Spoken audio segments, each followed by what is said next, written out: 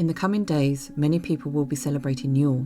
But what is Yule? Where did it come from? Its origins are based on celebrations of Germanic peoples, who upon turning to Christianity kept a lot of the traditions, so a lot of the ways in which Yule was and is celebrated can be seen in the ways that we celebrate Christmas as well. It is not known exactly when it was celebrated originally, but the midwinter festival of Yule now takes place to celebrate the winter solstice, the shortest day of the year and the start of the return of warmer, longer days. It can be represented as a battle between the Oak King and the Holly King, with the Oak King winning and taking back the crown and ensuring life and light will come back in the new year. The same fight will happen at summer solstice, but the Holly King will win, representing the darker days drawing in. Yule is seen as a time for reflection and feasting, as well as lighting the Yule log and using evergreens like mistletoe, holly and fir for decorations. The lighting of the Yule log representing the return of the light and warmth of the sun, and evergreens to celebrate the return of life in the warmer months. Feasting and drinking were of course major features of winter celebrations, with animal sacrifice being pretty prominent, probably for multiple reasons.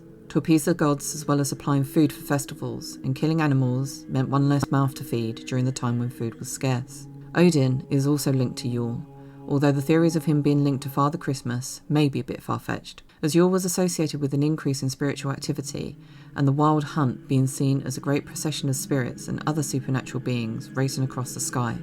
It was believed that Odin led the procession on his 8-legged horse, Sleipnir. Odin's connection to Yule is shown in the other name that he is given, Yolnir or Yolfathr, meaning Yule Father. Sometimes people would leave out offerings for those on the wild hunt, and other beliefs were that Odin would give gifts to those that were deserving of them. On Christmas Eve, a festival was held called Modratnicht, or the Night of the Mothers. It is thought to have been a time to celebrate female ancestors.